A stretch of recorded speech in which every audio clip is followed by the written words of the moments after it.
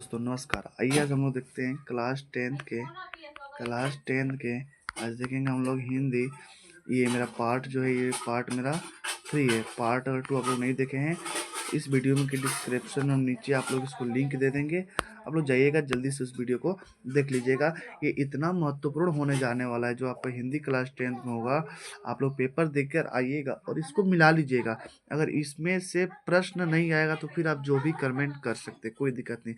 हाँ, ये मेरा अंदाज़ा है या प्लस में अंदाज़ा कि हम लोग भी जब तैयारी किए थे तो सेम टू सेम ऐसा ही, मतलब कहने का मतलब आप लोग को वहाँ भी बहुत टाइम है अभी हिंदी के लिए, रिवीजन के लिए। अगर आप लोग सिलेबस कवर कर लिए अच्छा से, ये केवल रिवीजन के लिए, केवल ये एमसीक्यू क्वेश्चन है। ये आपका केवल एमसीक्यू है, यानी कि आप प्रश्न को उठा लीजिएगा, बोलिएगा सर आपने बताया ही नहीं है, तो नहीं, बिल्कुल नहीं प्रश्न मैच करेगा। आपको जितना भी एमसीक्यू आता है ये सब आप लोग इसमें कवर हो जाएगा। तो बात समझ में आया होगा। आइए इसका हम लोग पहला प्रश्न स्टार्ट करते हैं।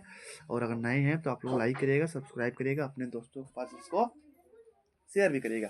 तो आइए लेट्स गो स्टार्ट। आज का पहला प्रश्न स्टार्ट करते हैं। तुलसीदास किस भाषा के कवि थे? तो जो तुलसीदास थे ये आपका अवधी भाषा कवि थे। कौन सा भाषा के? अवधी भाषा के। नेक्स्ट,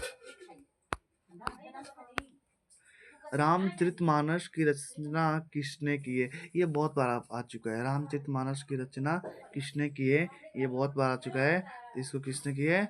तुलसीदास। कौन किया है? तुलसीदास। नेक्स्ट, रहीम के दोहे किस रस से संबंधित है? इनका बहुत मतलब देखिए ये बहुत इम्पोर्टेंट है। रहीम के दोहे आपका श्रृंगार। ऐसे देखेंगे तो सब इम्पोर्टेंट है, लेकिन जो इम्पोर्टेंट ज़्यादा है उसको हम बता दे रहे हैं। सगुण भक्ति में किसकी उपासना होती है? सगुण भक्ति में किसकी उपासना होती है? इसको थोड़ा कम करेंगे क्योंकि ये भी आया है लेकिन उतना नहीं है जितना हम लोग को चाहिए। नेक्स्ट, निर्गुण भक्ति के प्रमुख कवि कौन है? तो जो निर्गुण भक्ति है उसके प्रमुख कवि कौन है? आपका तुलसीदास है। नेक्स्ट, देखिए देखिए आप लोग अंदाजा लगा लीजिए। तुलसीदास अभी से हम लोग 3 प्रश्न पढ़ लिए, तो आप लोग अंदाजा लगा सकते हैं कि किस कवि से कितना प्रश्न ज्यादा बन रहा है। तो यानी कि तुलसीदास हमेशा आप लोग 1-2 प्रश्न रहता है एग्जाम में, कन्फर्म है। गोदान उपन्यास के लेखक कौन है? अब बताओ, ये नहीं आएगा, ये कौन बोलेगा नहीं है कि ये होता है आपका प्रेमचंद। किसका है? आपका प्रेमचंद का है। चल कलम नहीं चल रहा अच्छा से, ये आपका है प्रेमचंद का। नेक्स्ट, पंच परमेश्वर कहानी किसने लिखी? जो पंच परमेश्वर कहानी ये भी किसने लिखी? प्रेमचंद की। प्रेमचंद का भी 2 गो हो गया, देखते रहिए आप लोग। नाटक के कितने तत्व होते हैं? जो नाटक होते हैं उनके कितने तत्व होते हैं? इनके तत्व होते हैं आपका 6 नंबर। कितना? 6। नेक्स्ट, संवाद किस विधा में प्रमुख होता है? जो संवाद किस विधा में होता है? तो ये हमेशा किसमें होता है आपका? ये हमेशा नाटक में होता है। किसमें होता है? ये हमेशा नाटक में होता है। नेक्स्ट, कविता का मुख्य आधार क्या है? जो कविता है उसका मुख्य आधार क्या है? तो कविता का मतलब होता है कल्पना, यानी कि कल्पना। क्या होता है आपका? कल्पना होता है। नेक्स्ट, रस का स्थायी भाव कौन सा है? अगर आप लोग बोलेंगे कि नहीं आएगा, भाई क्यों नहीं आएगा? रति। रस का स्थायी भाव क्या है? रति है आपका। 100% आएगा। क्या है आपका? रति है। नेक्स्ट, वीर रस का स्थायी भाव क्या है? तो वीर, वीर का मतलब होता है आपका उत्साह। वीर का मतलब क्या होगा? आपका उत्साह। नेक्स्ट, करुण रस का स्थायी भाव क्या होता है? जो करुण रस का स्थायी भाव क्या होता है? तो करुण का मतलब होता है, स्थायी भाव उसका होता है शोक। नेक्स्ट, देखिए आप लोग ज़्यादा समय नहीं, कम से कम मतलब 10 मिनट रोजाना आपको लेते हैं। 10 मिनट अगर आप लोग 24 घंटा में से 10 मिनट अगर हम लोग आपको दे रहे हैं, हमको दे रहे हैं, आप लोग 30 प्रश्न डेली प्रैक्टिस कर रहे हैं, देख रहे हैं, और इस वीडियो को 2-3 बार देखिएगा। एक बार तो देखिएगा तो रिवाइज हो जाएगा, 2 बार देखिएगा, मतलब 30 में आप लोगों को करीबन करीबन 30 का स्कोर लेकर चलना ही है। कि एक तो क्लास होगा नहीं, करीबन करीबन 20-25 क्लास हमेशा कराएंगे, और आप लोग बाद में रिजल्ट इसका देखिए कितना बेहतरीन होगा। तो अलंकार कितने प्रकार के होते हैं? तो अलंकार आपको पता ही होगा कि अलंकार आपका कितने प्रकार होता है? तो अलंकार होता है आपका 2 प्रकार का। नेक्स्ट, अनुप्रास अलंकार किस पर आधारित है? जो अनुप्रास अलंकार है वो किस पर आधारित है? तो अनुप्रास अलंकार आपका वर्ण पर आधारित। किस पर है? आपका वर्ण पर आधारित है, वर्ण पर। नेक्स्ट, उपमा अलंकार किस पर आधारित है? जो उपमा अलंकार है वो किस पर आधारित है? तो निर्जीव को मानव गुण देना, निर्जीव को मानव गुण देना। नेक्स्ट, उपमा अलंकार किस पर आधारित है? जो अब उपमा अलंकार ये किस पर आधारित है? तो उपमा अलंकार की याद रखिएगा, ये परीक्षा में आया हुआ प्रश्न है, इसलिए इसको घेरा बना रहा है। ये आपका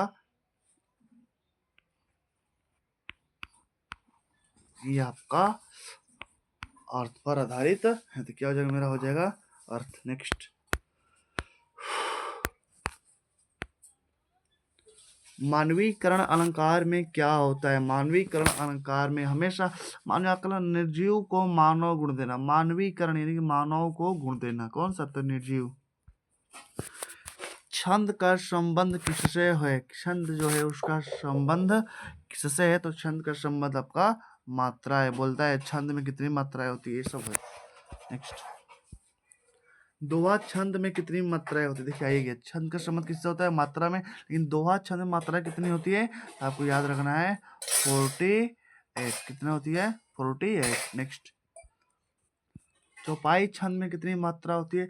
चौपाई छंद में आपका 16 होती है मात्रा। नेक्स्ट, हाँ, अगर आप लोग इसमें कंफ्यूज रहता है परिभाषा एग्जाम्पल, तो अगर आप लोग चाहिए तो आप लोग वीडियो के नीचे कमेंट कर सकते हैं, तो इसके अलग से इस टॉपिक पर हम लोग अलग से एक वीडियो बना देंगे। नेक्स्ट, वर्ण के कितने प्रकार होते हैं? तो वर्ण के आपको हमेशा याद रखना, वर्ण 2 प्रकार के होते हैं। नेक्स्ट, स्वर कितने होते हैं? तो स्वर को आपको पता ही होगा, पढ़ के आ रहा ही नहीं, 12 होते हैं। कितने होते हैं? 12 होते हैं। नेक्स्ट, व्यंजन कितने होते हैं? तो व्यंजन मेरा कितना होता है? व्यंजन होता है मेरा 33। कितना होता है मेरा? व्यंजन 33 होता है। नेक्स्ट, संज्ञा के कितने भेद होते हैं? तो संज्ञा का आपको पता ही है, संज्ञा कितना भेद होते हैं?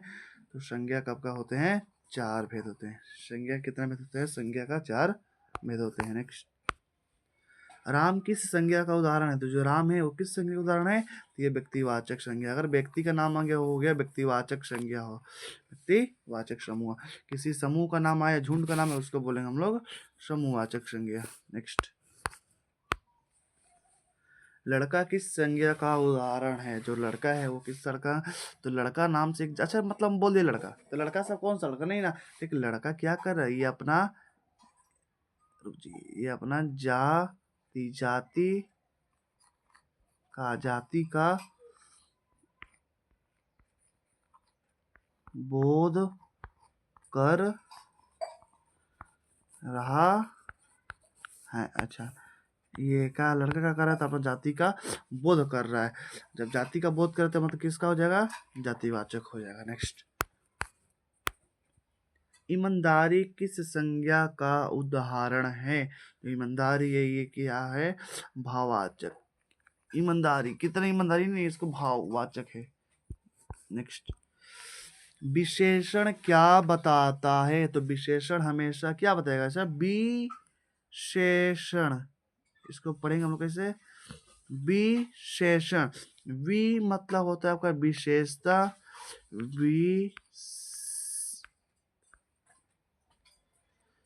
से और सता। विशेषता, विशेषता किस, या तो बताएगा नाउन का, नहीं तो बताएगा प्रोनाउन का। तो संज्ञा तथा सर्वनाम की विशेषता बताने वाले शब्द को हम लोग विशेषण कहते हैं। तो विशेषण क्या काम करेगा? संज्ञा का परिभाषा बताएगा। नेक्स्ट, लाल फूल में विशेषण कौन सा? तो विशेषण बताता है कि मतलब क्या संज्ञा और सर्वनाम में विशेषता क्या है? तो संज्ञा सर्वनाम, फूल, लाल फूल, लाल फूल मतलब फूल कैसा है? लाल। तो विशेषता क्या हो जाएगा इसका? लाल। फूल नहीं होगा, दोनों नहीं होगा, कोई नहीं हो ही नहीं सकता। नेक्स्ट, क्रिया क्या दर्शाती है? तो क्रिया हमेशा याद रखिएगा कि क्रिया काम करने के मतलब को क्रिया हमेशा कार्य कल्पना करती है। किसका कल्पना करेगी?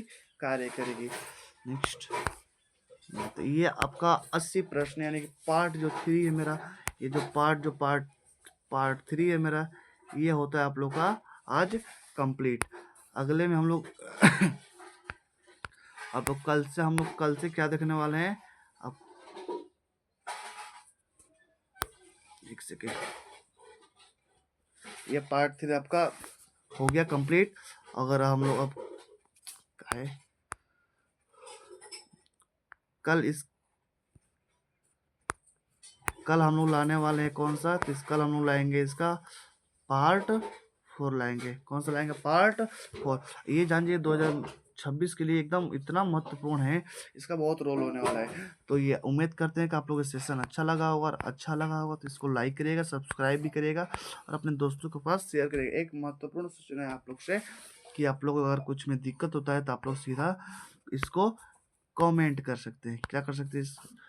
अगर कुछ में भी दिक्कत हो आप लोग इसको सीधा कमेंट कर दीजिएगा, कोई दिक्कत नहीं, कमेंट में पूछ सकते हैं। और कमेंट में अगर नए हैं तो इसको सब्सक्राइब भी करिएगा और लाइक भी करिएगा। तो मिलते हैं आप लोग कल मिलेंगे हम लोग अब करीबन पार्ट 4 में।